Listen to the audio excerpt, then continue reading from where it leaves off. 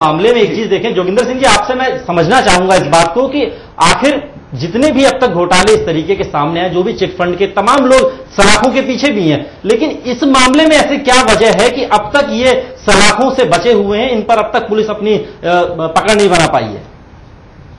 महाराष्ट्र में ऐसे बहुत सारे, तो आपने खुद ही बताया कि विदेशों में है, जब तक अक्यूज को आपने चार्जशीट के साथ प्रोड्यूस करना पड़ता है कोर्ट में। और दूसरी बात यह है, मैं समझता हूं चूंकि जनता दुखी हो चुकी है भ्रष्टाचार से, ऐसे स्कैम थे, तो थोड़ा सा कानून उल्टा कर लें। माफ कीजिए, मैं रेडिकल चीज कह रहा हूं। एक ओनस उसके ऊपर हो कि जो उसने पैसा कमाया है या लगाया है, ईमानदारी से कमाया है, और किसी निर्देशक किसी इन्वेस्टर ने दिया है, उनका नाम लिस्ट होना चाहिए, ये उनका पैसा है। ये करते हैं तो ओनस उन पे डालते कि वो आप प्रूव करेंगे कि आपने जो चैनल पे लगाया है, अखबार पे लगाया है, मीडिया पे लगाया है, ईमानदारी से है। नहीं तो उसको बंद करें और चैनल देने से पहले ये भी इसकी बैकग्राउंड इन्वेस्टिगेट कराएं, सेबी से, सीबीआई से, स्टेट पुलिस से, इकोनॉमिक ऑफेंसेस विंग से, क्या इस आदमी के रेपुटेशन ठीक है। सिर्फ ये नहीं कहना कि पुलिस का केस नहीं है। तो अगर आपने थोड़ा सा तेज कर दिया, सारे मुद्दे आप जो बोल रहे हैं वो कई मुद्दों पे चर्चा की गई है। मिनिस्टर आईबी ने नए कुछ नॉर्म्स बनाए हैं, उसके बावजूद जो मीडिया का रसूख बना करके आपको पता है कि किस तरह से लोग, इसमें मीडिया का नेक्सस है, पॉलिटिकल नेक्सस है, ब्यूरोक्रेटिक नेक्सस है। इसमें एक ये भी छानबीन का विषय है किन किन मीडिया हाउस में किन किन ब्यूरोक्रेट का, किन किन पॉलिटिशियन का और किन किन बिजनेसमैन का इन्वॉल्वमेंट है। पूरा जो इन्वॉल्वमेंट है ये भी जांच का विषय है, क्योंकि इसलिए छूट जाते हैं या बच जाते हैं मीडिया का भय दिखा करके। तो ये एक बहुत बड़ा मुद्दा है, कहीं जो राष्ट्रीय मुद्दा है, ये राष्ट्रद्रोह का मुद्दा है, जो छोटे छोटे निवेशकों का, जो नरेंद्र मोदी जी ने कहा है कि ऐसे लोगों को माफ नहीं किया जाना चाहिए, ऐसे लोगों को सलाखों के भीतर आना चाहिए, जो भी हो, जैसे भी हो, चाहे उनकी पार्टी को हो और जैसे भी हो। ये नरेंद्र मोदी ने खुद ही कहा है, प्रधानमंत्री बन चुके हैं। संक्षेप में समझा जाए तो आम लोगों को ठक्कर, जो आम जनता है उसको ठक्कर, कहीं ना कहीं उसमें उस ठगी के पूरे मकड़ जाल में मीडिया का भी एक बहुत बड़ा रोल है, जो तमाम चिटफंड कंपनियां मीडिया का दुरुपयोग किया जा रहा है। अच्छे भी है, ऐसी कोई बात नहीं है जी, नहीं ऐसा है कि कुछ अच्छे भी हैं, पर मैं समझता हूं, देखिए मैंने एक बिजनेसमैन से बात कर रहा था, मैं एक एड्रेस करने गया तो मैंने उनसे पूछा आप क्यों रिश्वत देते हैं।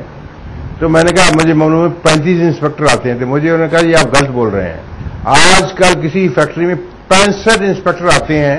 मैं कहा तुम कैसे काम करते हो। उन्होंने कहा जी हम लिफाफे बना के गेट पे रख देते हैं, जैसे पोल्यूशन का हुआ, इंडस्ट्री का हुआ, वेट एंड मेयर का हुआ, बिजली वालों का हुआ, वो ले जाते हैं, हमें 1 महीना काम करने देते हैं।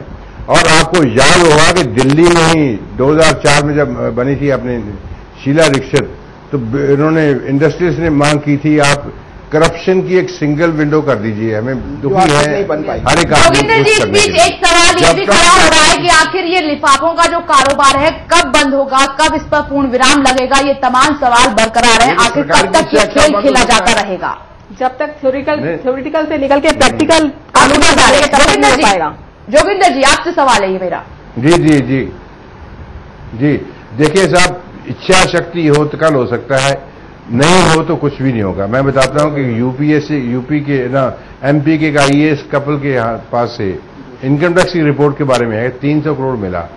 मेरे ख्याल में 4 साल बाद पुरानी गवर्नमेंट ने उसको, एक आदमी को डिसमिस किया, उसकी वाइफ को नहीं किया। तो जब इच्छा शक्ति नहीं है, आप ब्यूरोक्रेट्स को ओवर प्रोटेक्शन दे रहे हैं। और हम जो है देश में 97th करप्ट कंट्री है दुनिया में, और उसकी एक वजह यही है लोगों की पॉवर्टी की, जो स्कीमें जाती हैं रास्ते में खा जाते हैं। 100 में से हमें ईमानदारी में 34 अंक मिले हैं, 34 मार्क्स। जिस बच्चे को 100 में से 34 मिले हो तो वो फेल माना जाएगा ना। तो मेरे ख्याल में अगर सब स्कीमों को रोकना है तो मोदी जी को करप्शन के ऊपर ध्यान करना पड़ेगा, ओवर प्रोटेक्शन जो ब्यूरोक्रेट का खत्म हो। एक आर्टिकल 311 में है, जब प्राइमा फेसी पकड़ा गया 15-15, 20-20 साल लग जाते हैं, जुडिशरी को स्ट्रेंथन कीजिए। हमें चाहिए 75,000 जजेस, हमारे पास हैं सिर्फ 13,000 एक्चुअल पोजीशन में, सैंक्शन 18,000 है। अभी सरकार ने फैसला किया कि इलाहाबाद हाई कोर्ट में 200 हाई कोर्ट जजेस होंगे, और पहले 160 थे, और एक्चुअल जो आदमी जजेस बैठे हैं 90 हैं। तो आपको तारीख ही मिलेगी, इंसाफ कहां से मिलेगा? बिल्कुल इंसाफ नहीं मिलता। कहीं ना कहीं इंसाफ की दरकार में इंसाफ की बाट जोहते हुए जो आम आदमी है, जो इस पूरे मामले में लुट पिट जाता है, जिसका सारा पैसा डूब जाता है, वो सिर्फ इंसाफ की बाट जोहता रहता है। लेकिन इस चिट फंड की चीटिंग में अकेले निर्मल सिंह भंगू ही शामिल नहीं था, बल्कि उसकी कंपनियों के डायरेक्टर भी इस सब में उसके साथ रहे। आइए देखते हैं कि निर्मल सिंह भंगू के अलावा इसमें और कौन कौन गुनहगार हैं।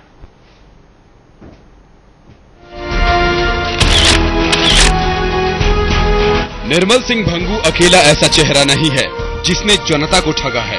इसके साथ कई और गुनहगार हैं जिन्होंने बेबस जनता के पैसे को अपनी जागीर समझा और उनकी जिंदगी भर की गाढ़ी कमाई को लूट कर ले गए। आज हम एक एक गुनहगार के चेहरे से पर्दा उठाएंगे, हर उस ठग को बेपर्दा करेंगे जिसने भोली भाली जनता को बेवकूफ बनाकर अरबों खरबों की संपत्ति इकट्ठा कर ली। चलिए एक एक करके हम जनता के गुनहगारों के चेहरे से नकाब हटाते हैं। गुनहगार number 1 Nirmal Singh Bhangu, PACL chairman.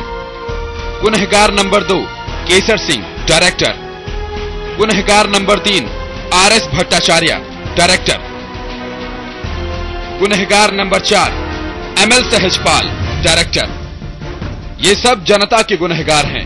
इन्होंने जनता को लूटा है, इन्होंने जनता के पैसे पर ऐश की है, इन्होंने लोगों को गुमराह किया है, इन्होंने लोगों को छला है। अब ये बेबस लोग सरकार से अपने साथ हुए छल कपट का हिसाब मांग रहे हैं। ये पूछ रहे हैं कि CBI और सेबी क्यों इन पर कार्रवाई नहीं कर रही है। आखिर कब तक ये जनता के गुनहगार अपने रसूख का इस्तेमाल करके प्रशासन को गुमराह करते रहेंगे? जनता पूछ रही है आखिर कब इन पर नकेल कसी जाएगी और कब इन चिटफंडियों को सलाखों के पीछे डालकर जनता का पैसा वापस लिया जाएगा। Special investigation news. इन चिट फंडियों का मकड़जाल पूरे हिंदुस्तान में फैला हुआ है। इन्होंने कोई शहर नहीं छोड़ा है, न कोई गांव ही इनके प्रकोप से बचा है। यहां तक कि देश की राजधानी भी इन सब के छल से अछूती नहीं रही है। मकड़जाल पूरे हिंदुस्तान के अलावा पूरी दुनिया में फैल चुका है। हमारे साथ यहाँ कुछ बातचीत करने के लोग मौजूद हैं जो इस चिट फंड कंपनी के शिकार हुए हैं। इनसे ही जानते हैं कि आखिर किस तरीके से ये कंपनियां फ्रॉड करती हैं, फ्रॉड करने के बाद पैसा लेके भाग जाती हैं। ये बताइए आपका क्या नाम है और ये चिट फंड की जो कंपनियां होती हैं किस तरीके से आपको लुभावने वादे देती हैं? ये खूब वादे ये देती है कि आपने 90,000 रुपए जमा किया हमारी चिट फंड कंपनी में, पैसा इन्वेस्टमेंट किया, उसके बाद जमा वाली वो ख्वाब दिखाते हैं, यानी 5 लाख का वो बजट बताते हैं कि 5 लाख आपके निकलेंगे 5 साल में। 1 लाख रुपए जमा करके किया आपने तो 5 लाख रुपए मिलेंगे। अब वो कंपनियां जो किराए पे जगह लेती हैं वो वहां से गायब हो जाती है, लोगों का पैसा इकट्ठा करके। जब वहां कंपनी में जाते हैं, वो ऑफिस में जाते हैं तो ऑफिस गायब होता है।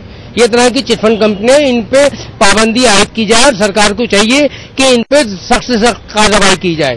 तो वो कौन सी चिटफंड कंपनी जिसके साथ आपके साथ फ्रॉड हुआ है? गोल्डन फॉरेस्ट कंपनी, जो हिंदुस्तान के व्हाइट पेड़ जो पेड़ खरीदे जाते हैं वो कंपनी थी, जिसमें मेरा 90,000 रुपया इन्वेस्टमेंट किया था मैंने बेटी के नाम से, और वो चंडीगढ़ में कंपनी थी और दिल्ली में भी थी। वो पूरा गायब हो गया। आज तक उनके कोई वहाँ ऑफिस में भी गया तो चंडीगढ़ में ऑफिस नहीं था, बोले जी हमने तो किराए पे दे रखा था ऑफिस। चलिए मोदी जी की अगर बात आती है तो मोदी जी ने जब अपनी शपथ ग्रहण की थी उसके बाद जो कार्यभार संभाला था, साफ तौर पर उन्होंने कहा था चिट फंड की जो कंपनियां हैं इन पे अंकुश लगाया जाएगा। तो आप इससे किस नजरिए से देखते हैं? देखिए, मोदी जी से, प्राइम मिनिस्टर से जो हमारी मांग है, क्योंकि अब हर आदमी की मांग उनसे ही है, इसकी नहीं कि स्पेशल बेंच होनी चाहिए जो इसके ऊपर नकेल रखे और देश के अंदर जितने भी बैंकों के थ्रू इनका लेन देन होता है, क्योंकि इनके अंदर कुछ लोग हमें ऐसे नजर आते हैं जो बैंक के लोग हैं वो मिले हुए हैं। ये सारा प्रोग्राम सोची समझी साजिश के तहत होता है। वो लोग जानते हैं किस तरीके से हमारे को फोन करना है, कैसे ऑफिस बनाना, रेंट पे वो ऑफिस ले लेते हैं और उनपे जो आई कार्ड होते हैं वो जेन्युइन होते हैं। तो जब तक नकेल कोर्ट के माध्यम से, हाई कोर्ट या सुप्रीम कोर्ट इसमें इन्वॉल्व नहीं होगा, जब तक नहीं हो सकता इसके अंदर कुछ। सख्त कानून बनने के बावजूद भी ये चिटफंड की कंपनियों का जो काला कारोबार है ये काफी धड़ल्ले से फूलता है। तो इसके लिए क्या करना चाहिए?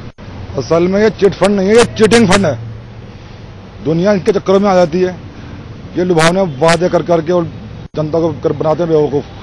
अब ये जो हमारी नजमा हिबतुल्लाह माइनॉरिटी की बनी है, मैं इनसे दरखास्त करूंगा कि खास तौर से इन चीजों पर ध्यान रखें, क्योंकि मुसलमान चिट फंड के अंदर बिल्कुल ना फंसे, कि हमारे मजहब के अंदर सूद का लेन और देन बिल्कुल मना है। आप बताइए कि ये जो कंपनियां हैं, सरकार को इनके खिलाफ कैसा कदम उठाना चाहिए? देखिए, मैं ये बात कहना चाहता हूँ, हम पुरानी दिल्ली में रहते हैं, यहाँ छोटे तबके के लोग हैं और ये कंपनियां बाहर की आ जाती हैं, लोगों को बड़े बड़े लालच देती हैं और लोग क्या करते हैं, अपना पैसा वहाँ इन्वेस्ट कर देते हैं और इन्वेस्ट करने के बाद वो कंपनियां भाग जाती हैं। बहुत से लोग तो आत्महत्या कर लेते हैं। हम ये आपके चैनल के माध्यम से चाहते हैं कि ये चीज़ बिल्कुल सख्ती से बंद हो।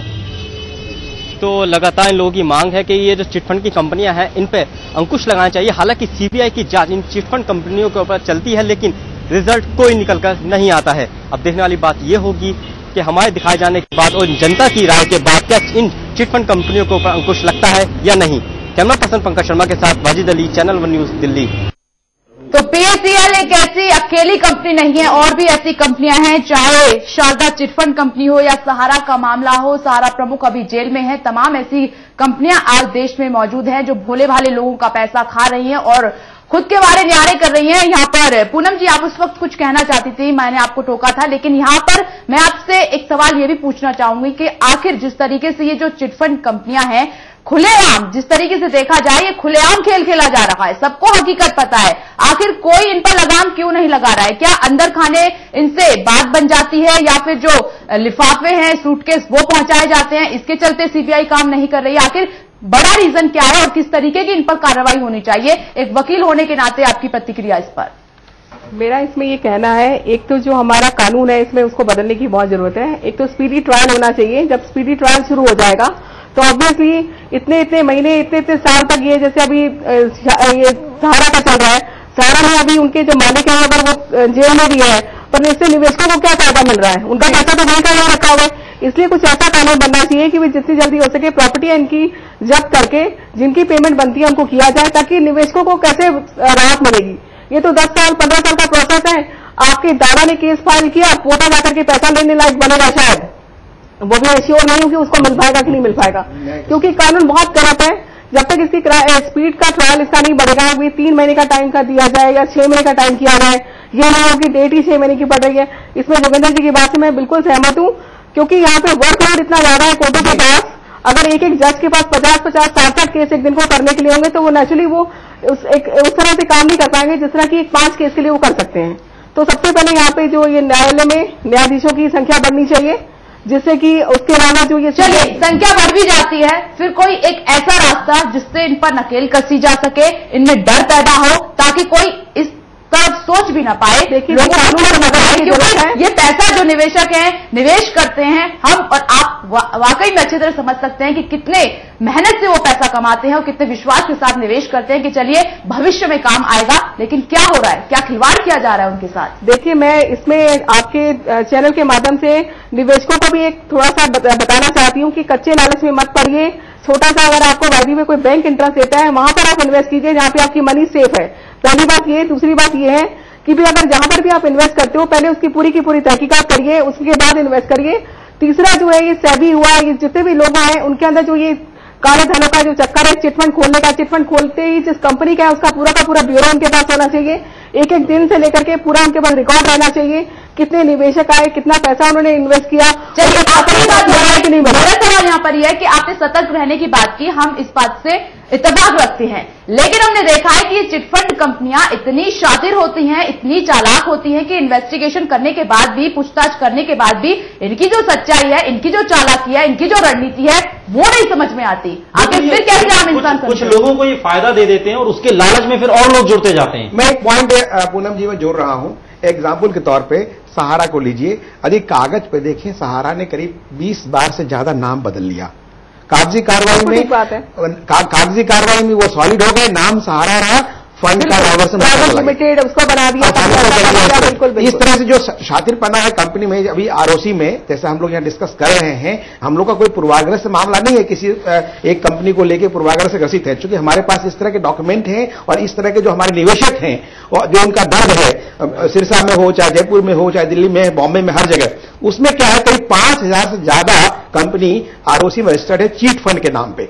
और उसमें देखा जाए कि 5,000 कंपनी है, सब अच्छे काम कर रहे हैं, लेकिन इसमें से जो कुछ चिन्हित किए गए हैं और जो चिन्हित हैं, जो दोषी हैं खास करके, और जिनके खिलाफ जिस तरह से अब जो तमाम आए हमारे पास और कार्रवाई की जो मांग उठ रही है, उनमें से ये भंगो जी की कंपनी है, PACL है, या इसमें कुमार राकेश जी बड़ा सवाल यही है कि आखिर जब सहारा सलाखों के पीछे और लोग सलाखों के पीछे चले गए, तो फिर आखिर क्या वजह है, कहां पर वो दिक्कत आ रही है कि भंगू जो इस पूरे PACL के डायरेक्टर हैं, वो सारी कार्रवाई होने के बावजूद भी उन पर शिकंजा नहीं कसा जाता, पुलिस